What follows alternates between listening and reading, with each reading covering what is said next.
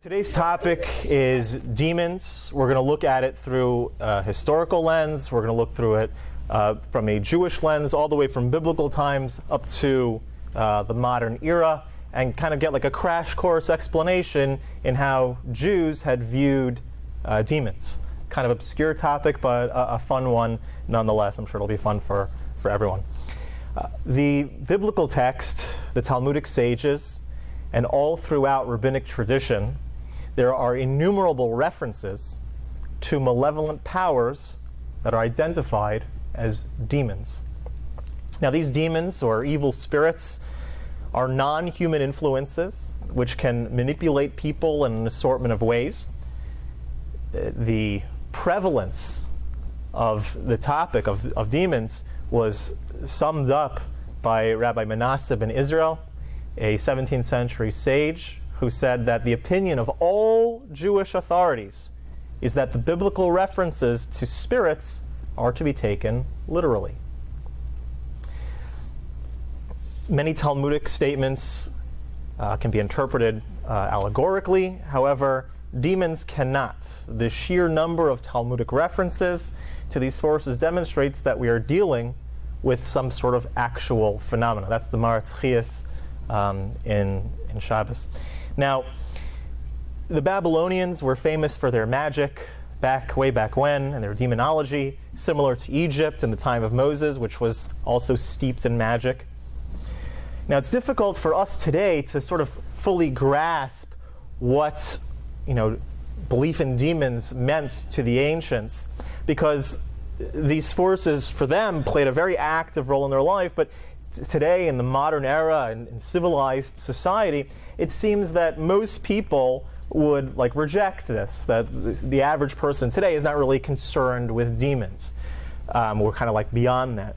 However, it's something interesting to note that the Baylor Department of Sociology was given a 3-year grant from the John N. Templeton Foundation to conduct a nationally representative survey, a multi-year survey of religious values, practices, and behaviors. And in their research, they found that 67% of the American people believe in demons or demonic possession. Now, the percentage goes up as the age group that they're focusing in on gets younger. The amount of people believing in demons is much more. But nonetheless, the idea is that 67% of the people that were surveyed over the course of 3 years believed in demons. So again, that doesn't mean that there are demons or that there's not demons. That just says that as a society, we can't just write it off and say, nobody believes in that anymore. It's not a part of our daily life anymore. It really is, and for most people in society, it would seem that it's not. But according to this particular study, 67% actually believe in demons. Now, let's talk about some demon terminology in a Torah context. There are several terms that are used in Jewish literature to describe these forces, right? And they're all sort of colloquially lumped together under the term demons. So the term that's most frequent to describe demons is a mazik, or the mazikin, which literally means a damage or damager, destroyer. Another common term is a shade, or plural shadim, which carries a association just with demons. And the last term that's commonly used is a ruach, or a ruach ra, an evil spirit, which has also a broader spectrum, not just talking about demons, but there are certain things that are said to have a bad presence or a bad spirit about it, which we'll get into a little bit later. So besides for the general terminology, there are specific names of demons and demon classes of demons in Jewish literature as well. There's one famous demon named Ashmedai, and Rashi, the biblical commentator, says about a verse in Isaiah, in the book of Shmuel. He says the word that's used over there for plague is a reference to the demon Ashmedai. He said that this particular demon was expelled from heaven after rebelling against God. And the Talmud deems this character as the king of the demons, the ruler of all demons. So Ashmedai seems to have a sort of be like the generic name for the king of the demons, in the same way that Pharaoh, Paro, is the generic name for whoever's the leader of Egypt. Ashmedai is like the general name of the leader of the demons, like a title, which is actually interesting because the word Ashmedai and the word Paro have the same gematria. They have the same numeric value in Jewish numerology. Now, the Talmud also tells an interesting story, the Gemara in Gittin, about King Solomon, Shlomo HaMelech, who asked this king of the demons where to find the shamir worm in order to, which was used in the construction of the temple. Later, what happens is Ashmedai takes the image of Shlomo, like he makes himself look like Shlomo, and he actually kicks Shlomo 40 days distance away. Ashmedai is now sitting on the throne, posing as Shlomo HaMelech. Shlomo HaMelech, King Solomon, is a 40 days journey away, and he's telling everybody, I'm the king, and no one's believing him. They think he's a crazy person. Finally, he gets back to Jerusalem, and he identifies himself to the Sanhedrin, and they go about expelling Ashmedai. But the idea is this character plays a role in Talmudic stories. Then there's another demon character named Azazel. Azazel is mentioned in the Torah. It's connected with the holiday of Yom Kippur, the Day of Atonement. Aaron, the high priest, casts lots over two goats. One is for Azazel, which is presented alive before God, and then it's released into the wilderness. Some of the commentaries say that Azazel is the name of the place that the goat is driven to, and the Talmud teaches that the sacrifice to Azazel atones for immorality, which is promoted by fallen angels that Azazel is named after. The Ramban quotes Rabbi Eliezer HaGadol, who connects Azazel, this character, this demon, with supernatural demons, an evil spirit that is identified with another evil spirit, Samael, the angel of death. So Azazel is connected with Satan, Samael. They're kind of like one and the same thing. It's a great tempter. Azazel, this particular demon, is also mentioned as a demon in the Dead Sea Scrolls, as well as in the Apocrypha literature, the supplemental biblical texts. Then there's another famous presence or famous demon, malevolent energy. The Medrash talks about Ketev Meriri, which means literally bitter destruction. It's a kind of dangerous spirit that's discussed, that's referenced to in Parshas Hazinu, in Moses' farewell address in the Parsha of Hazinu. And this force, Ketev Meriri, prevails especially from the 17th of Tammuz until the 9th of Av, during the period during the Jewish year that mourns the destruction of the Holy Temple. It says that this negative energy has ramifications in Jewish law. This sort of negative presence that's present during that time has ramifications in Jewish law, in that there's a potential danger during that time. So in other words, Shulchan Aruch actually rules that a person should not walk by themselves or do certain other dangerous activities during those times, during that 3-week period. Then there is another demon identified as a female demon. She's known in Hebrew as Lilith and in English as Lilith. She appears in the Bible text, in the book of Isaiah, the book of Yeshaya.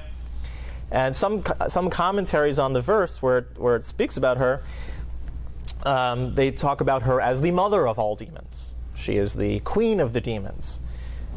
And she also is described that way in the Zohar as well. Now, Lilith is mentioned as well in the Dead Sea Scrolls. The Talmud, which makes several references to Lilith, describes her as a demon with a human face and with wings and particularly long hair. She's known as sort of like a seductress that goes around and bothers men especially, and also goes after children. Then another famous demon character, Samael, which we mentioned a little bit earlier, This is the agent of death, the Malach HaMavis, as is known in Hebrew, the agent of death.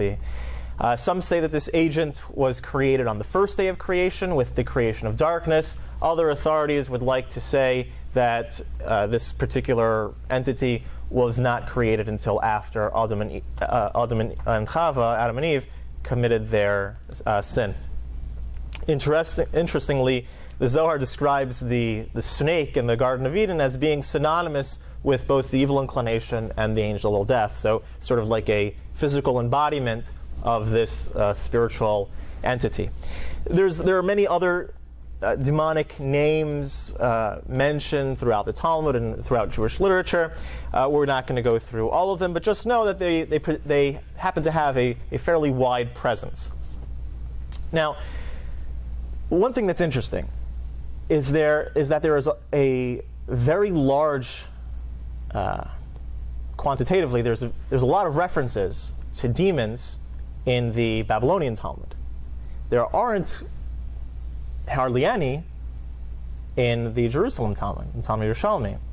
And one of the reasons for that, Rabbi Avram Yitzchak HaKohen Kook explains that the reason for that is because the sanctity, the holiness of Eretz Yisrael, of Israel, prevented any negativity from coming into it. So it wasn't something that was particularly bothersome to them, so they didn't really write so much about it. Let's talk about the creation of demon. Where do they come from? We'll get to what's their purpose. So let's talk about their creation. So the creation of demons is described in various ways. There's one statement that says the Mazikin, that they were created on the eve of the first Shabbos, the eve of the first Sabbath. That's what it says in Perkei Avos, in the Ethics of Our Fathers. Elsewhere it says that they are sort of the offspring, they are sort of like this negative spiritual offspring that came about from Adam and Eve after they separated following their sin. Following the sin of Adam and Eve, and they were expelled from the Garden of Eden, there was a period of time where they were separated from each other. And it says in other places that demons are a result of that.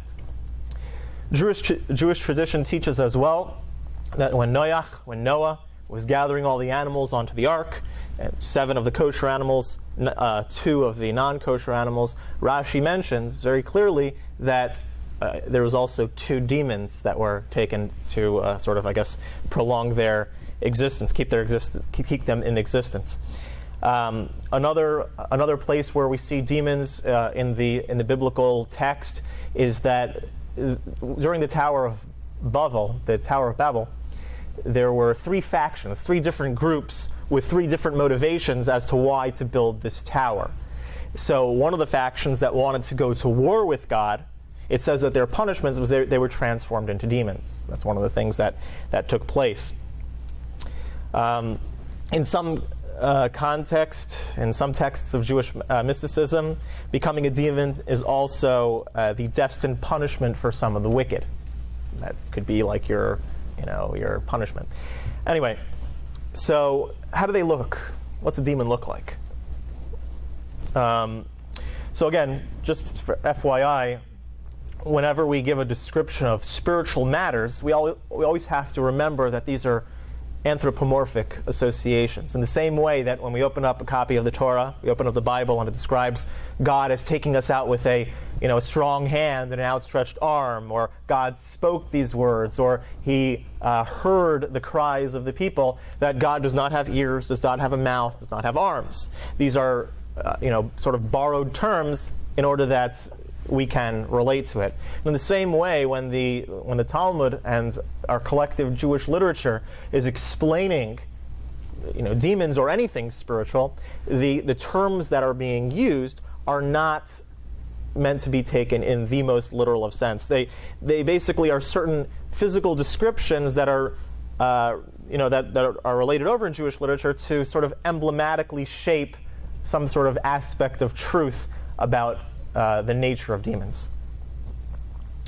So first of all, the Talmud says that the sheer quantity of demons outnumbers that of humans. It's considered actually a blessing that we aren't able to see them, because we wouldn't be able to stand seeing so many of these creatures. Demons are sort of like they're described as having sort of an intermediate or an intermediary level between angels and human beings. They're described that the Shadim are described that in 3 ways they are like angels, and in 3 ways they are like people.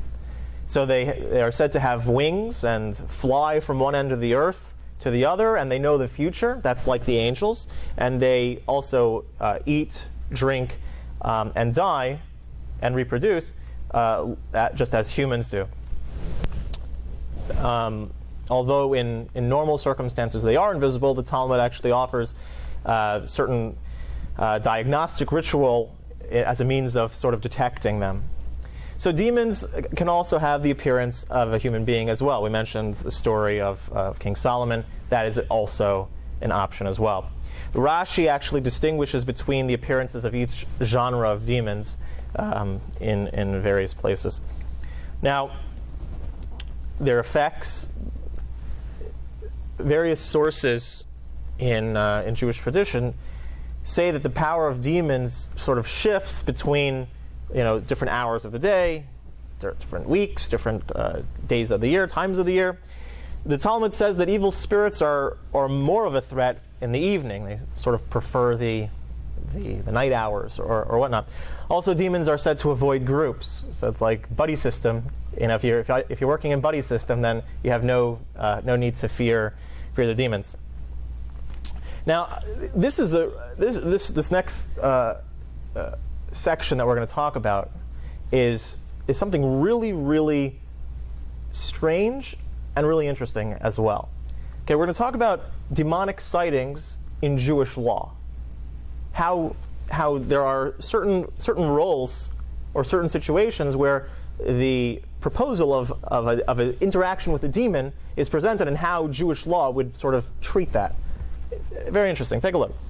So, in Jewish law, the concept of a demon comes up actually quite a few times. There's examples right off the bat that were meant to avoid certain things because of ruach ra, because of a bad spirit or bad presence. Again, the context isn't demons like goblins with horns and pitchforks. It's like a negative presence. For example, you take your Nagelwasser in the morning. You have the basin that you wash your hands with. So it says that the water that you wash into the basin, it shouldn't be disposed of in an area where people are walking. Dispose of it in a place that's no one's going to be around. There are other things that were said that we shouldn't eat. Things that were stored under a bed. Certain things that are like garlic or whatnot that was left peeled overnight. So it says that you shouldn't have them because of ruach ra. So again, as far as the practical implications to modern day, consult your local rabbi. But the idea is certainly there. Then there's actually an open discussion about the permissibility of conjuring demons. Meaning, is it halachically permissible to conjure demons, like to sort of gather them together or use them for your own purposes or whatnot? So the Tur quotes the opinion that involvement with demons is forbidden because it's like sorcery. But the Rosh, another medieval sage, he permits it. He says that you would technically be allowed to conjure them. Again, parenthetically, people today are not of the spiritual character to be involved in these practices. In fact, Rabbi Yosef Karo, the author of the Shulchan Aruch, warns that one who involves themselves in demons will not get away unscathed. So if you had any thoughts of conjuring demons tonight, hold off on that urge and just don't do it. All right? Rabbi Yosef Karo says that you're not going to get out unscathed. What? Unscathed. Yeah. So then there's an interesting discussion in Jewish law as to whether it's permitted to ask a demon for help in finding a lost object. Okay? Additionally, there are also more peculiar topics addressed in several Jewish legal texts, such as the marital status of someone who meets a demon. So someone meets a demon and they're married.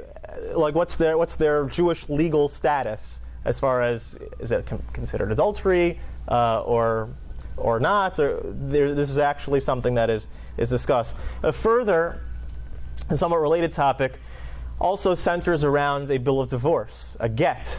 When that's the Jewish bill of divorce that is given.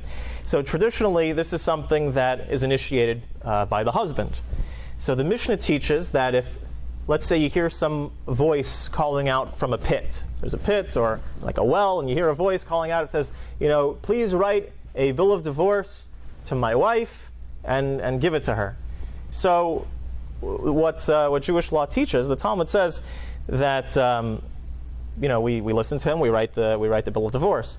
However, it makes a clarification that we listen to him as long as we can determine that it's not the voice of a demon posing as the husband in order to divorce the wife. So it's kind of interesting, kind of off the beaten path, but nonetheless present in Jewish literature.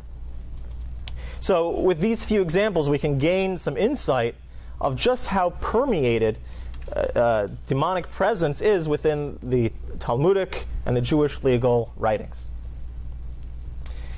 Now let's talk a little bit about what the Jewish mystics say.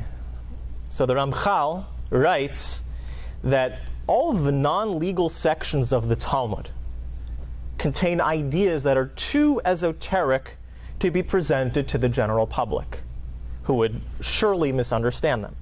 The sages encapsulated these ideas into cryptic statements, passing on their innermost meaning to exceptional disciples who would be able to decipher them appropriately. Meaning, in the same way that someone could read the biblical text and make a misunderstanding of what they are seeing if they don't have an oral tradition around it. If somebody just reads the Bible, an English translation of the Bible, they can misinterpret what is actually being said and what is being commanded. We have an oral tradition that accompanies our biblical text. In a similar way, with the non-legal stories that are recorded in the Talmud, the sages sort of encrypted these very spiritual, esoteric ideas into these stories. So again, when the Talmud mentions these stories of demons, we can't take the actual encounters and the exact scenarios that are being described as completely literal. Okay, they contain very esoteric concepts and meaning. So Ramchal, he clarifies the role of demons using sort of mystical terminology. Why are there demons? Explains the Ramchal. It's an interesting thing to sort of keep in mind. The Ramchal explains that God can be said to be the single sustainer, the original source, the primary operating force in creation. And at the same time, there are tools that God has set up to sort of interface with creation. Meaning, in order to go from infinite God, oneness of God, to a physical world of action, there are sort of a gradation of steps, a devolution, and tools that are used that God can interface with the world in order to make His will come out manifest in a physical way. So in other words, you have God, His infinite will, and He wishes to confer it over to the creation. So in order for that will to manifest itself in a physical way, there are stops along the way, sort of tools that translate that will and sort of coarsen it into a palatable way that the world can reflect. So God created a chain of command of sorts to sort of coarsen His influence from lofty spiritual to lowly physical. Angels are one means of this interface. The stars and constellations are said to be part of that interface, and demons as well are a tool in that interface. So demons cannot be experienced with the five senses, so they might thought to be spiritual, yet they do interface with the material world, so they have sort of like a connection with the physical. So they're not really quite spiritual, they're not really quite physical, they're the interface in between. Now, the Kabbalists and the Hasidic masters draw parallel between the concept of demonic activity in the world at large and the working of the demons within. All over Jewish tradition, we are taught that what happens within us is reflective of what happens in the world at large, and vice versa. What happens in the world at large is also reflected in us. In other words, you're a small world after all. Right? So whatever's taking place in the world, in the big world, takes place in the inner world. So the Kabbalists actually make this comparison, this parallel, and they write that mankind produces the demons from within via their thought, their speech, and their actions. The Jewish demons are described as our negative inclinations toward things that are permissible to us. For example, a person has like an animalistic drive towards a kosher hamburger, but it's like a gluttonous drive. And the quote-unquote non-Jewish demons would be a drive to something that is not permitted to us, a desire, a strong desire for a cheeseburger, for example. Now, again, the Jewish demons and the Gentile demons are just about the quality of what the desire is within the person. So in the same way, we're saying that when a person will cultivate their desire and act upon it, not only are they sort of letting their evil inclination win within themselves, but they're also causing that within the world at large, there's sort of like a negativity that is brought to the world. But the other side of that coin is that when a person brings some positivity and overcomes their inclination within themselves, they do the same thing in the world at large. The outside world and the forces that play a role in the world at large are largely dependent on us. We have a very shared role in what takes place. Now, I want to make just a small sort of digress for a moment and talk about the Rambam. So in many circles, there are people that say that the Rambam was sort of like an exception to the rule. In academic circles, it's generally accepted that the Rambam, the famed medieval sage Maimonides, denied the existence of demons. That's what people say. A large segment of the Jewish population also says that as well. And the Rambam nowhere explicitly denies the existence of demons. It's sort of implied through many places in his writings. Rabbi Yosef Ergas, a 17th century Italian rabbi and Kabbalist, wrote that the Rambam deemed belief in demons to be nonsense and stupidity. Okay, so there were certain sages that understood the Rambam to be rejecting demons based on the way that he was describing them throughout his writings. So the Gra, the Gaon of Vilna, he actually, in his commentary on the Shulchan Aruch, takes the Rambam to task about his stance on demons. He says that, in describing the Rambam's look at magic and demons and the way that the Rambam sort of brushes them off, the Gra comments that the Rambam was actually led astray in this area because of his study of philosophy, that he was consumed with philosophy, and in this area, with be it magic or demons or these types of things, that he was sort of led astray in these things. Now, the Gra encourages that the Jewish people follow the Talmud, which teaches that amulets are efficacious and that demons exist. The Rambam, again, does not simply reject all of the Talmudic references. We mentioned before there's a lot of Talmudic reference to demons. The Rambam just doesn't say, well, those don't exist. He simply he seems to classify the tales about them as parables or as deep allusions, that they're hinting at something else, that they're not talking about these, sort of like evil spirits, evil forces. The Meiri, who is another great medieval sage, also tends to expound on these occurrences in a similar way. However, the conclusion that the Rambam didn't believe in demons may not be so simple. Other rabbinic sages said that the Rambam surely did believe in demons. A very large number of rabbinic sages write with assurance that the Rambam certainly believed in the existence of demons.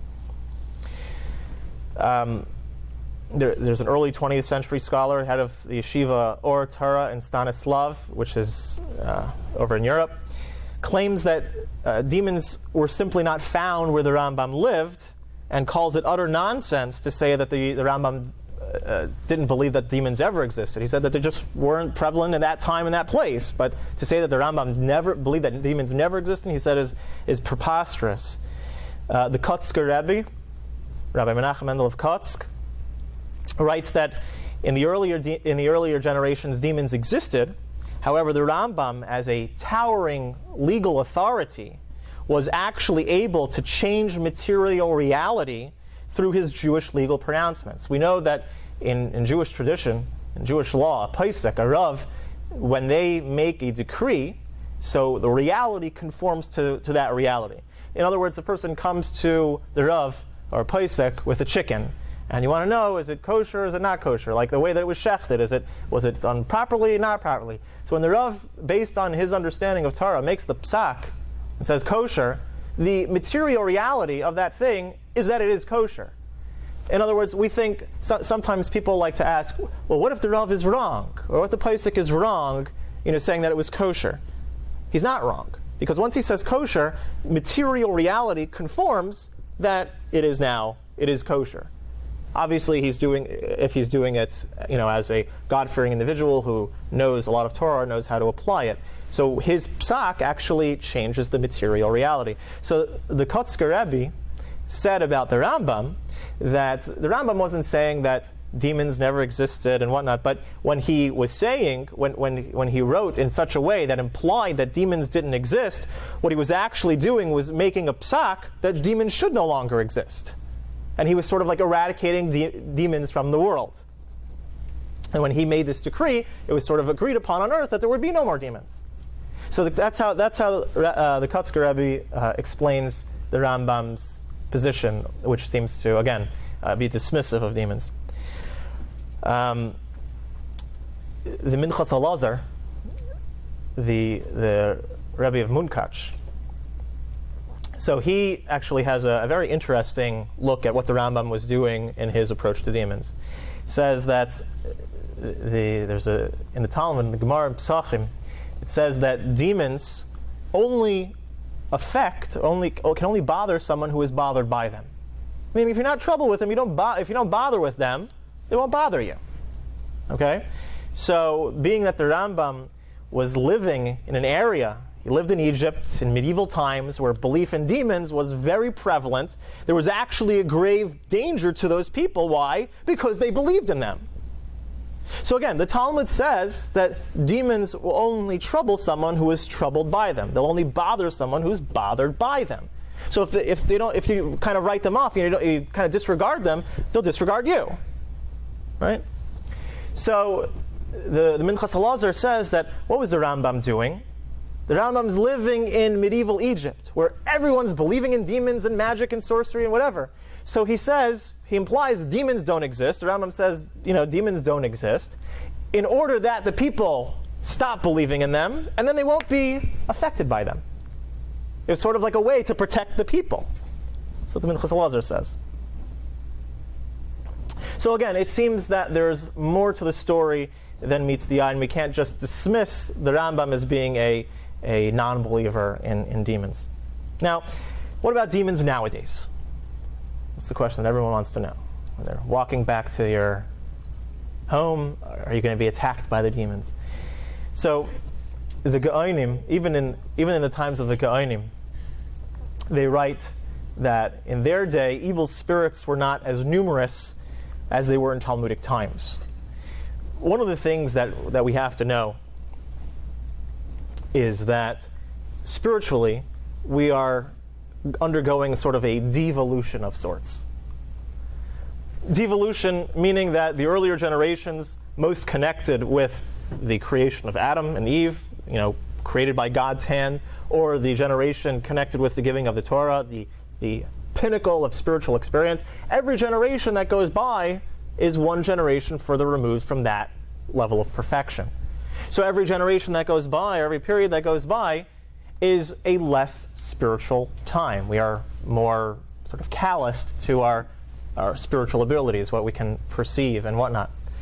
And being that that's the case, our achievements on the side of good are become more limited. For example, prophecy leaves the Jewish people when we are no longer deserving of it, when we are not spiritually capable of achieving prophecy, and so forth. So the idea is that Hashem, what he does, is he keeps everything, both in the good forces and the negative forces, parallel in the world. So meaning when we have positive spiritual abilities and capabilities that everyone's able to tap into and see, so we also are given challenges in negativity that are also prevalent and powerful, that parallel the same intensity of the side of good. So meaning when there's prophecy, and there's all sorts of positive spiritual energies that we can tap into, there's also things like a very strong drive to idol worship. We notice that throughout the Torah literature, throughout the greater biblical literature, the Jewish people are constantly being led astray into idol worship. And you think, what, were they so stupid? They weren't. But it's just that if you are granted the ability, if you're granted the power on the good side to have things like prophecy and temple and tabernacle and see open godliness and sacrifices and be granted that ability on the side of good, in order to keep our free will balanced, Hashem gives us also the drive for the negative is also much stronger as well. So when our abilities on the positive end are also limited, our abilities, what we're susceptible to on the negative end, are also lessened. So one of the things that is taught is that when prophecy ended, also the drive for idolatry ended as well. They kind of came simultaneously. So again, we had this great positive thing taken away from us, but also our susceptibility to the negative was taken away from us as well. And the same thing applies with demons. So being that spiritually we have become much more coarsened than previous generations. Again, the Gaonim wrote that demons were less effective in their days than they were in the Talmudic times, because they were already one era more removed.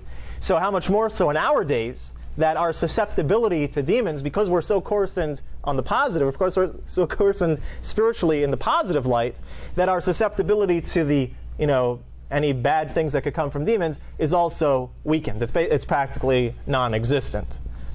Okay? There are rabbinic scholars that differ as to whether or not demons or evil spirits exist nowadays or have any effect on us nowadays. And it really has to do with, being that we are spiritually feeble on the positive end, we are also granted that we're not susceptible to the negative influences that can be present as well. So let's talk about some interesting, practical, more contemporary views.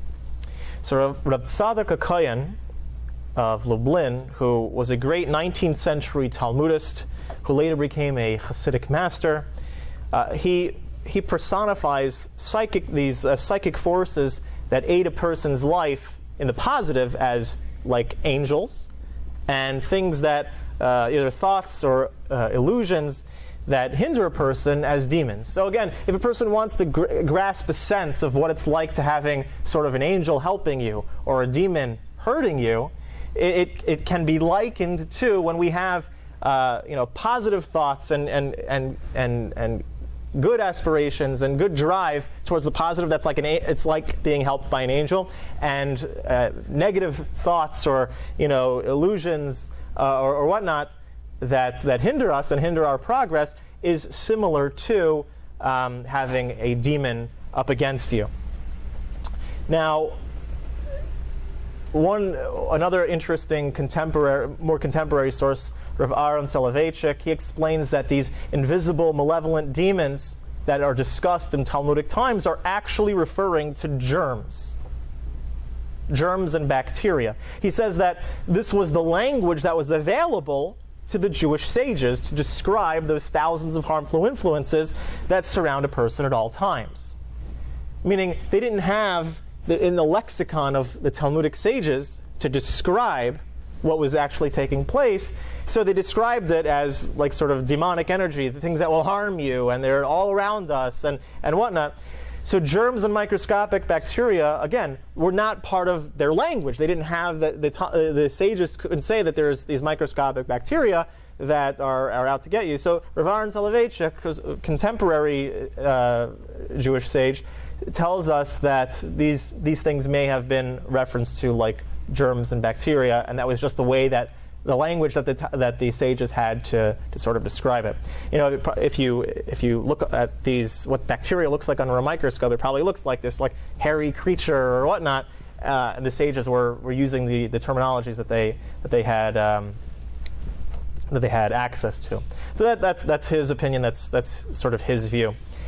Additionally, that he writes that these invisible destructive forces are descriptions of mental illness as well, hallucinations or other like explanation, demonstrating the brilliant insight of the sages, that they were sort of, on this track, that they recognized the presence of these things in the world long before they were discovered with our tools that we have today.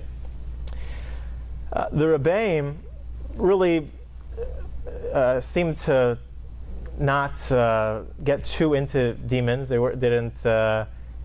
Demons were certainly not a focus in daily life, or certainly not something that we should be overly fearful of or whatnot.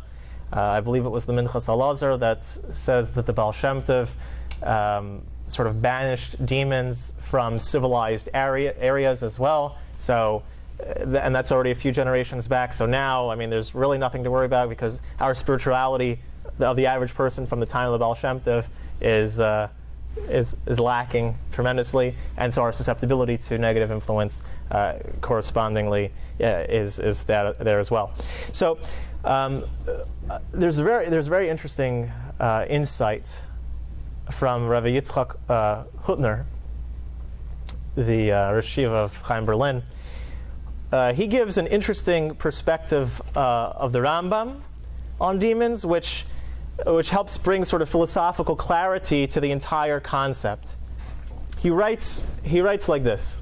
Check this out. All that exists in the world has an analog in man. And the opposite is also true. Everything that exists in man finds an analog in the world. We parallel. We discussed this earlier. Now, in the mind of man, we possess the power of imagination. Right? We possess the power of imagination, which, when man can sketch a reality that in fact does not exist in the world. Right? Use your imagination. Right? We can make a whole world in our head that doesn't really exist. So it is a reality only by the power of imagination. The reality that's taking place in your imagination is only a reality by power of your imagination. So since the kind of power exists in man, it certainly has a creaturely analog in the world. The creatures, whom we call demons, are sort of like the imagination of the world, the way that imagination plays itself out in the world at large. In other words, demons are sort of a reality, non-reality, according to Rav Hutner. He says, the proof looks something like this.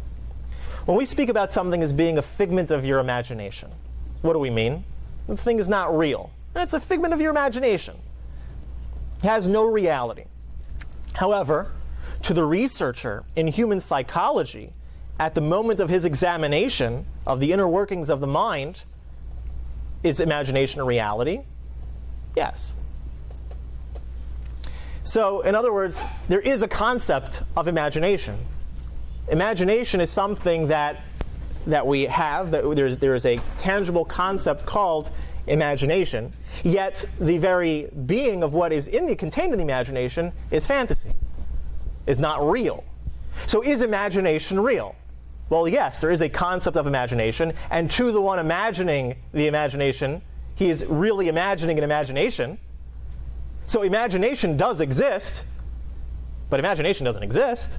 What you're imagining doesn't exist. Isn't that a wacky concept? But it's a fascinating way to describe also sort of the discrepancy or the seeming discrepancy that the Rambam has with the non-existence of demons. Right? So whether they exist or they don't exist, the idea is sort of in the way that imagination exists and doesn't exist. But again, and being that within us we have this power of imagination, we have this faculty, so the parallel in the world would be this concept of demons, which are a reality, non-reality as well. So again, just as a person has an imagination, so does nature, so does the world. Just as man's imagination is real to him or her, nature's imagination is ostensibly real to it. So it's an interesting approach. Now, there seems to be a somewhat related approach even amongst some contemporary researchers. Now, although modern academia as a whole rejects the presence of demons, or other supernatural phenomena, there are some scientists who acknowledge certain quasi-spiritual premises that may be instructive in our understanding of demons. One such person is a man by the name of Dean Radin. He's a leading researcher in extrasensory perception, a senior scientist at the Institute of Noetic Studies, and an adjunct faculty member at the Department of Psychology at Sonoma State University. So Dean Radin, he views demons as a projection of the unconscious. He explains that there's some kind of intersubjective reality that we create between ourselves and others by sharing thoughts and feelings, meaning that our thoughts sort of are able to make a tangible reality in the world.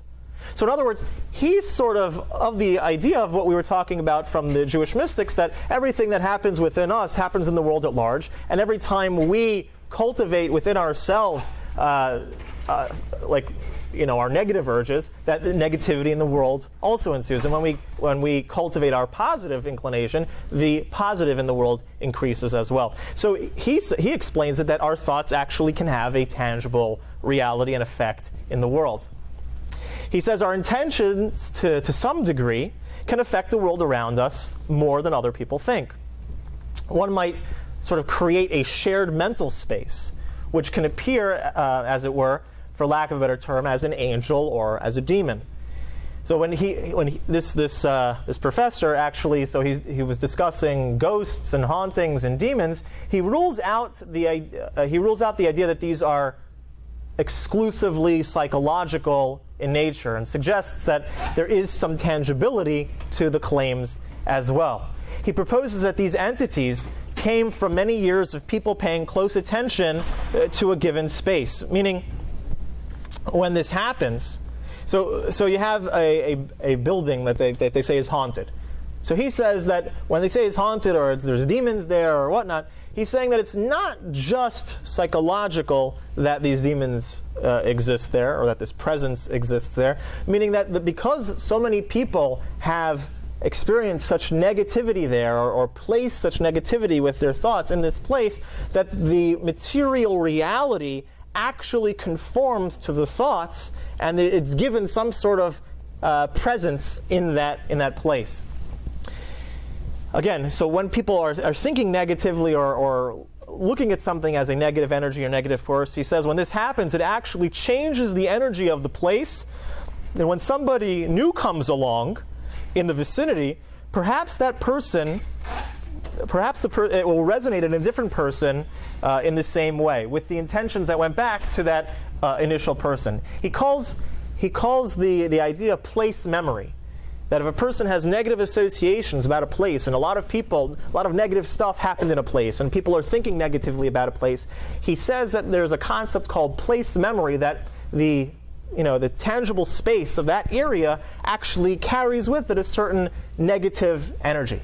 You ever use the term like, I'm getting bad vibes, right? In a similar way, that there's more to what we experience than might meet the eye to begin with. Dr. Radin, he speculates that on an informational level, the material reality of this place actually changes in some way that it sort of stores the information which can later be picked up on by another bystander. I just get bad vibes here. Well, it's because, according to him, this place maybe had some negative influence there in the past. People thought bad about it, bad stuff happened there, whatever the case may be. As a scientist, Dr. Radin prefers this kind of sort of quasi-physical explanation as opposed to a spiritual one, but he does not rule out the possible spiritual alternative, but refers to it as something like a collective unconscious, or he calls it large ESP. At any rate, all these conclusions aren't in perfect sync with traditional Torah perspective of demons. It's curiously interesting that even in secular study, they are unlocking certain peripheral ideas. I want to conclude with this one idea. I think the main thing to take out of any talk or any discussion of demonic presence or negative energy is that we always have a correlating and corresponding positive energy as well. That when we look around at events in the world and we see negativity, we always have to know on the other side of the coin, by the way that Hashem creates the world, is that there is always a positive force that we may not be seeing, viewing, whatever, but it is very much present. It is there. Also within ourselves. If we feel that we have challenges, if we feel that we have thoughts that are hindering us, if we feel that we have disadvantages, on the other side of the coin, Hashem has equally granted us talents, abilities, motivations, good characteristics as well to have that balance. So anytime a person in themselves feels negativity or has negativity, or the people that they're interacting with at their job or in their workplace, in their neighborhood, I should say, they feel a certain negativity over there, there is one clear way to eradicate any negative influence. It's through infusing that negative influence with positivity. When we add in positivity, negativity goes away. When we add in our light, darkness dissipates. So if a person, once again, feels within yourself or feel within the world around you negativity, drop a nuclear bomb of Torah and mitzvahs upon it, and we'll see how much it lights up your life. Thank you very much. Click subscribe to see more exclusive content for the most sought-after Jewish speakers, teachers, and thinkers.